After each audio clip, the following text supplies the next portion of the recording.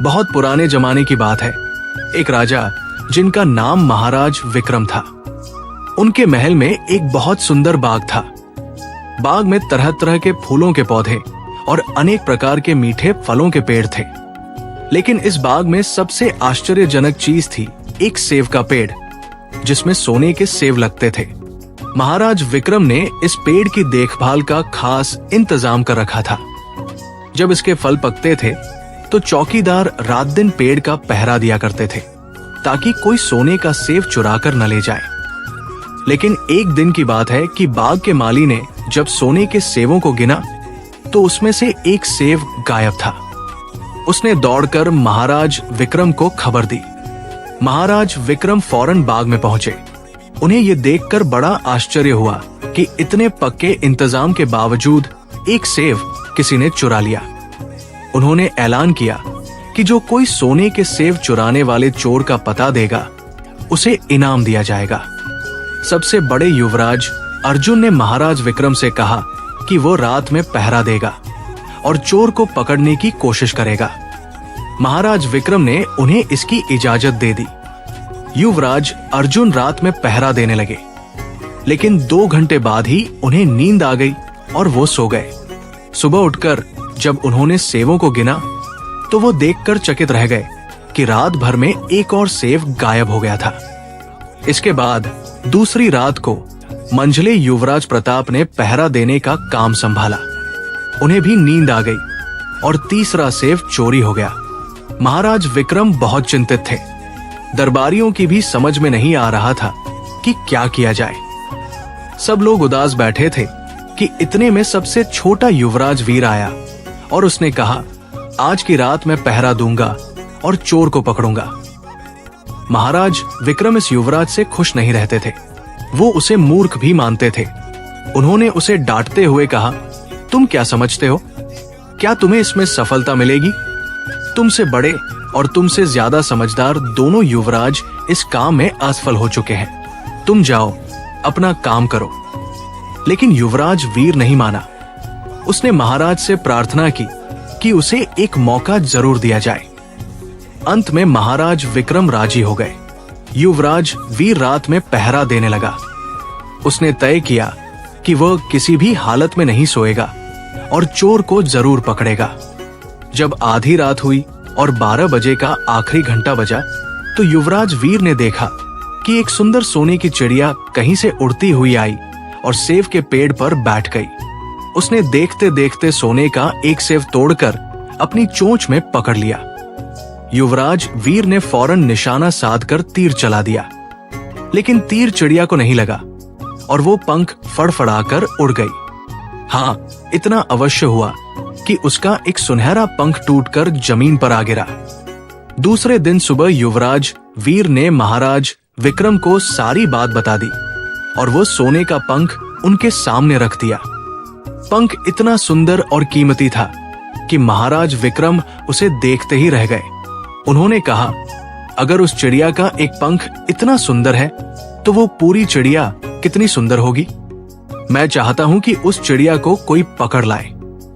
सबसे पहले युवराज अर्जुन इस काम के लिए रवाना हुआ। चलते चलते वो एक जंगल में पहुंचा।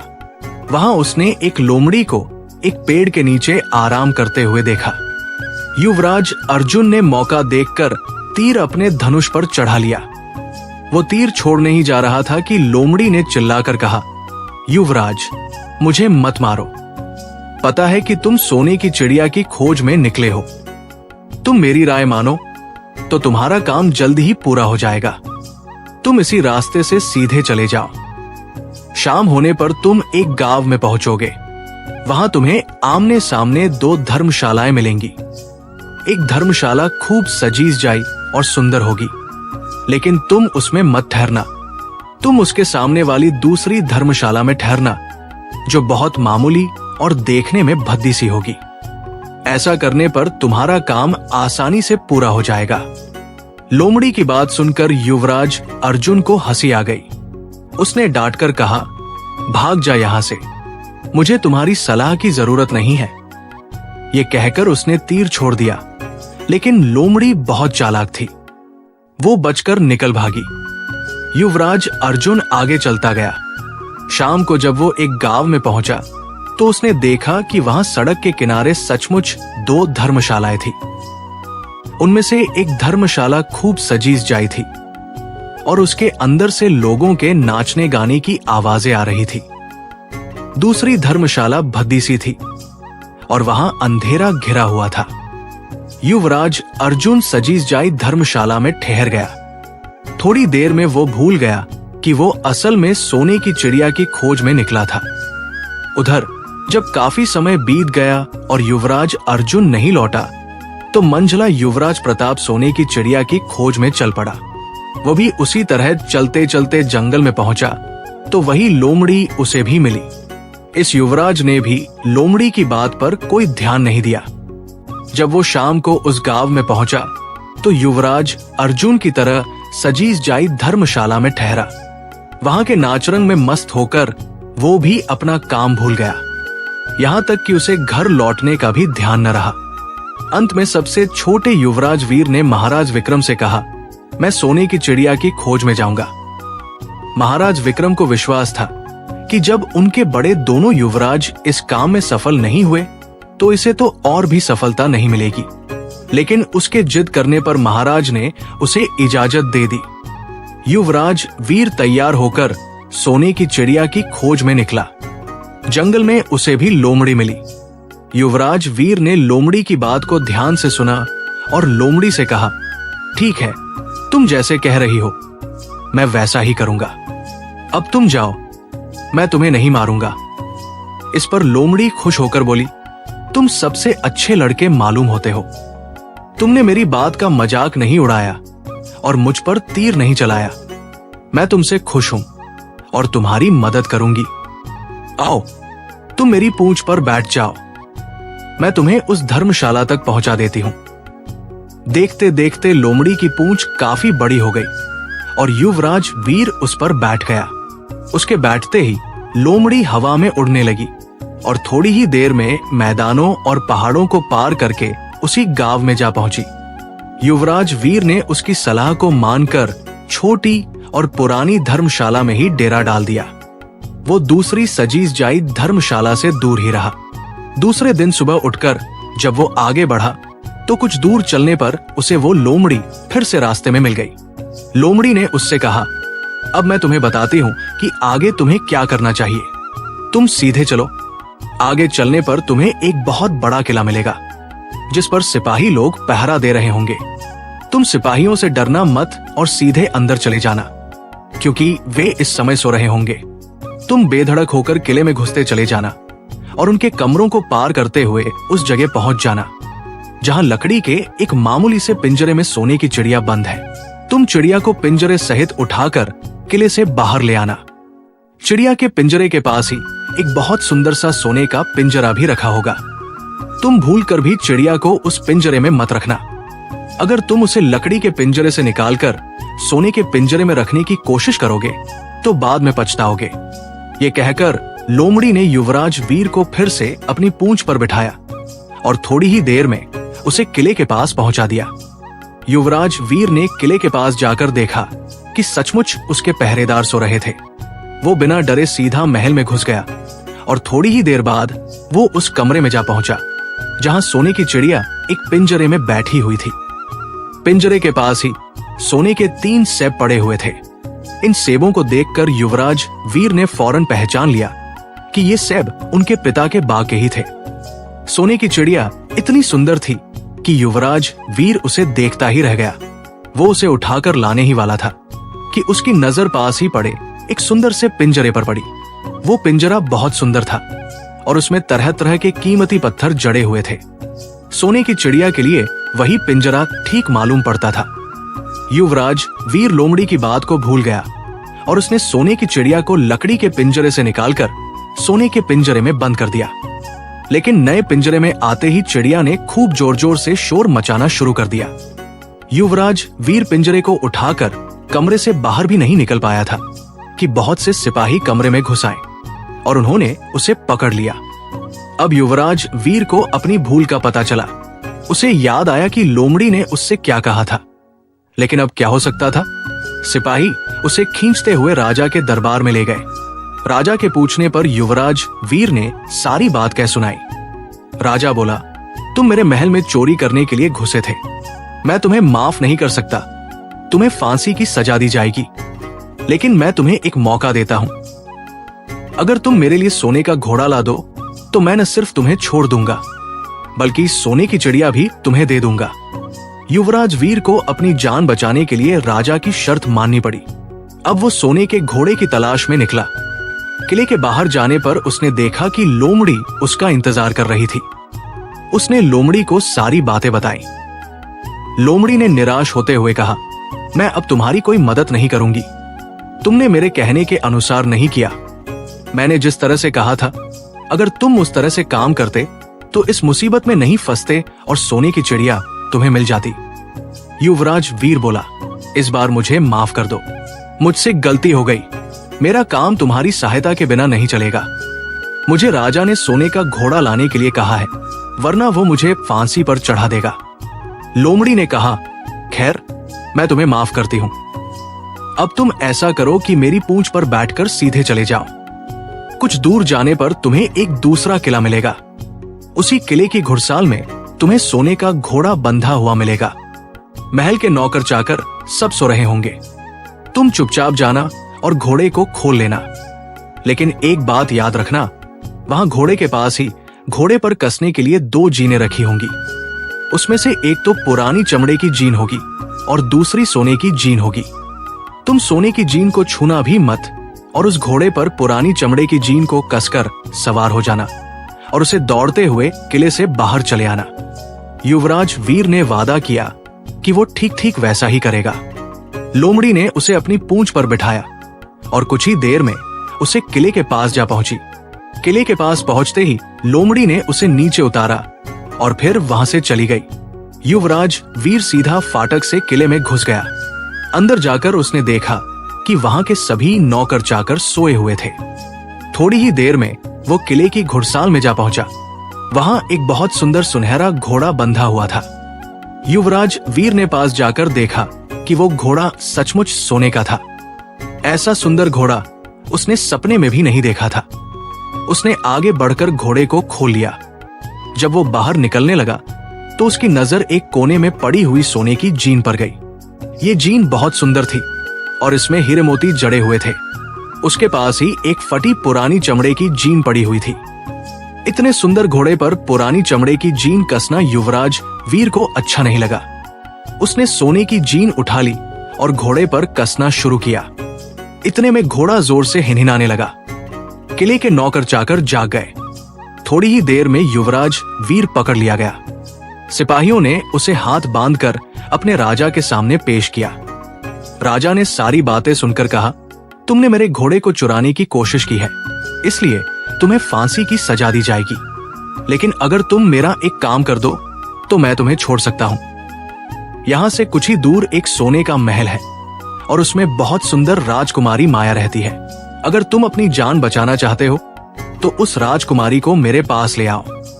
तुम्हें इनाम में ये सोने का घोड़ा दे दूंगा। बेचारा युवराज वीर, वो फिर से एक नई मुसीबत में फंस गया। उसे मजबूर होकर राजा की शर्त माननी पड़ी। अब वो सोने के महल की खोज में निकला। कुछ दूर चलने पर फिर उसे वो लोमड़ी मिली। पता नहीं कैसे लोमड़ी को सारी बातें मालूम हो गई थी। वो बोली, देखो, तुमने इस बार भी मेरी बात नहीं मानी। मेरी बात मान जाते तो ये नई मुसीबत तुम्हारे गले नहीं पड़ती।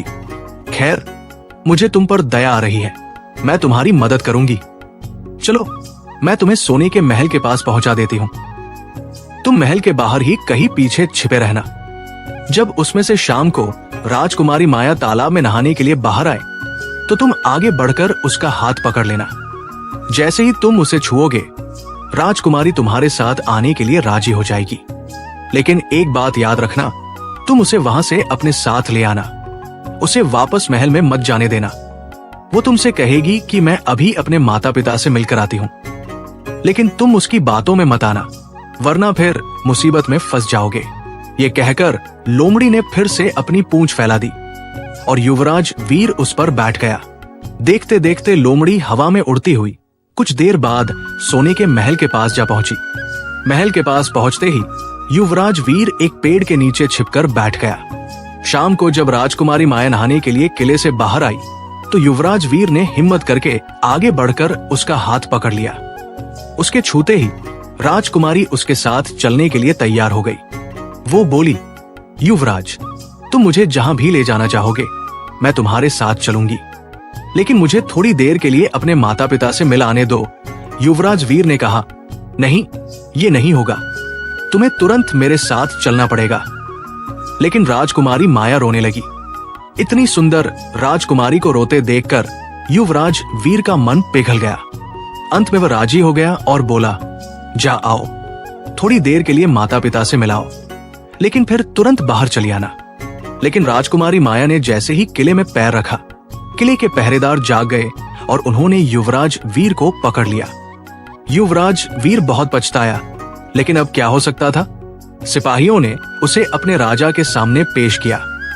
राजा बहुत निराश था। उसने उसी वक्त हुक्म दिया, इस युवराज को फौरन फांसी पर चढ़ा दिया जाए। ये सुनकर युवराज वीर रोने गिड़गिड़ाने लगा। इस पर राजा ने थोड़ी देर विचार करने के बाद कहा, मैं अपनी आज्ञा वापस नहीं ले सकता, लेकिन अगर तुम मेरा एक काम कर दो तो तुम्हारी जान बच सकती है।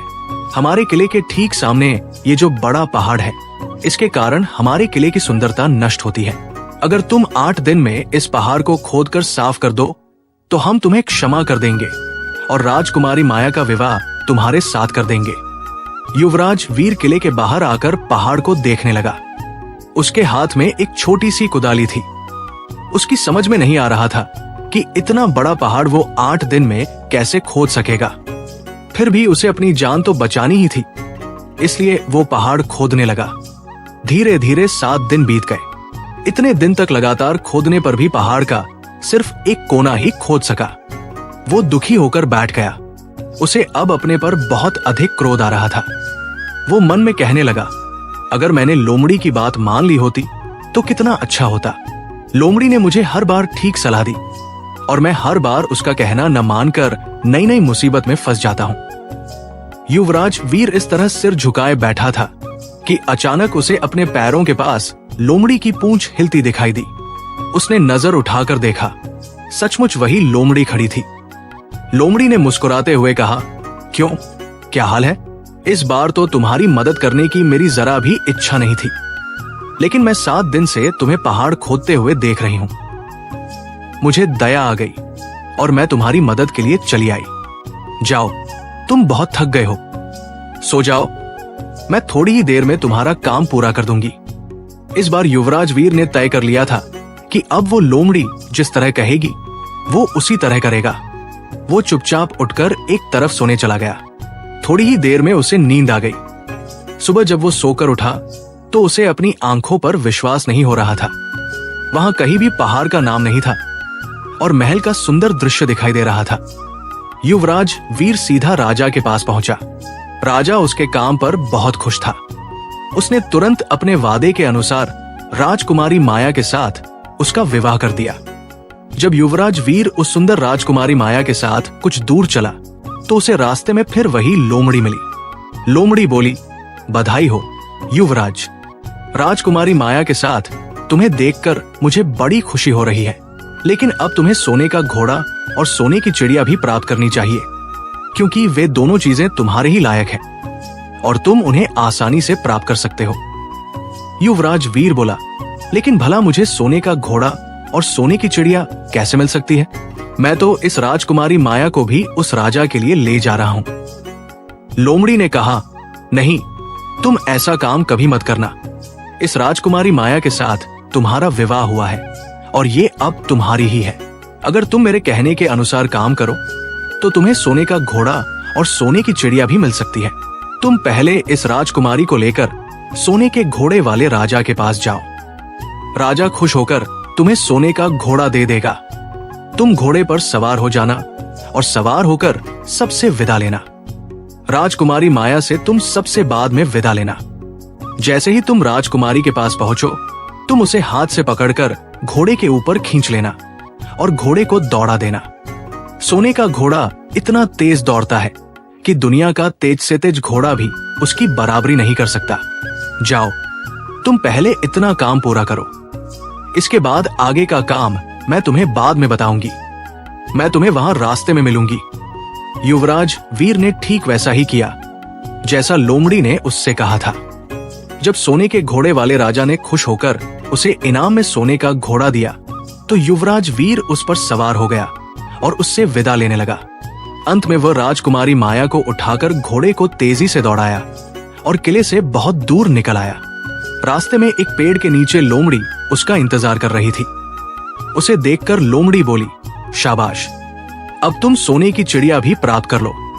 जब तुम सोने की चिड़िया वाले राजा के पास पहुंचोगे तो वो इस घोड़े को देखकर बहुत खुश होगा। तुम उससे कहना कि पहले सोने की चिड़िया का पिंजरा मेरे हाथ में दे दो, तब मैं ये घोड़ा तुम्हें दूंगा। जब वो पिंजरा तुम्हारे पास लाए तो तुम पिंजरा उसके हाथ से छीन लेना और घोड़े को दौड़ा देना। बस ऐसे चिड़िया तुम्हें मिल जाएगी और कोई तुम्हें पकड़ भी नहीं सकेगा। इस बार भी युवराज वीर ने ठीक वैसा ही किया।